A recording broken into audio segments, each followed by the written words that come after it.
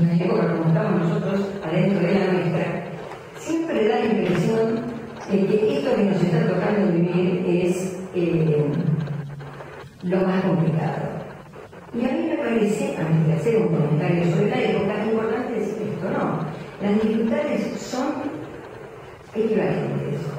Cada época tiene sus dificultades y sus molestias y sus encantos equivalentes. Creo que no nos conviene sostener ninguna visión apocalíptica. Ahora, respecto de la realidad, el funcionamiento es bastante particular. Se produjo una juntura, una mezcla, una cercanía entre la realidad y la ficción de la cual no hay antecedentes en la historia. Es bien del siglo XX y del siglo XXI, ¿no? Algo así como si dijéramos, la realidad tiene bastante que ver con esta presentación de los reality shows. Lo privado entrando en lo público, de un modo muy particular. Quiere decir que esta distancia que siempre se manejaba entre realidad y ficción, ahora se ha cortado. Y esto tiene muchas consecuencias. Tiene consecuencias respecto de a qué consideramos verdad o no, cómo verificamos respecto de lo que consideramos verdad. La realidad aparece en muchos momentos equivalente a la ficción. En otros momentos, que no es el actual, la realidad estaba mucho más ligada al deber. Ahora tiene un orden de ficcionalidad enorme. Y podemos decir que esto es bastante unidireccional. Está por todos lados. Se prende un televisor y pasa algo bastante parecido en cualquiera de los canales. Hay una unificación muy grande con esto. Entonces podríamos decir, bueno, ¿y qué servicio debe prestar? Es un discurso nuevo, tiene un poquito más de 100 años, así que para la cultura es un discurso absolutamente joven que puede aportar. Bueno, presta, por ejemplo, puntos de basta. No dice incondicionalmente a todo que sí. Propone pausas, propone saber más de uno mismo, propone la prisa, pero no la ¿no? Ya que estamos. Bueno, ¿no? Ya que estamos.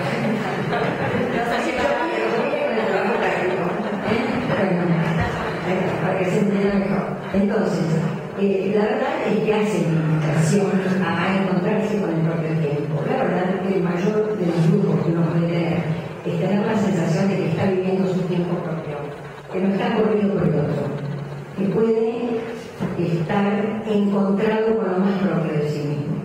Y encontrarse con lo más propio de sí mismo, eso es vivir en el tiempo propio y no en el tiempo más del otro.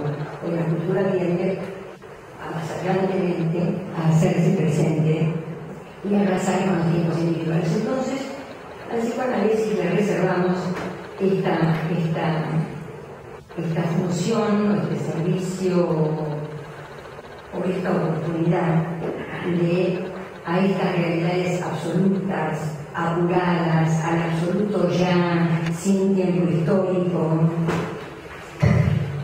donde en el ya nos perdemos lo más importante del tiempo, es que haya un antes, una hora y un después. Porque el tiempo es ese, el tiempo es tres o no es nada. Con el apuro nos quedamos con el ya, y entonces nos quedamos del lado de un gran desconocimiento de nosotros mismos. Y viviendo siempre en la misma ruta. Lo más interesante que podemos decir es, después de algunas experiencias, decir, bueno, ha pasado esto, entonces puedo empezar una siguiente vuelta en la realidad. Nos encontramos con una realidad con muy poco velo, con mucho del ver y poco del mirar, y hago la diferencia, es un forzamiento, un poquito de la lengua, pues los psicoanalistas lo hacemos lo mismo, forzamos la lengua y hacemos una serie de cosas. Pero diría, mucho ver, pero reservemos la palabra mirar a leer, es decir, a poder, ante una circunstancia, un acontecimiento, ante el encuentro con una persona, poder dirigirnos también al entre líneas.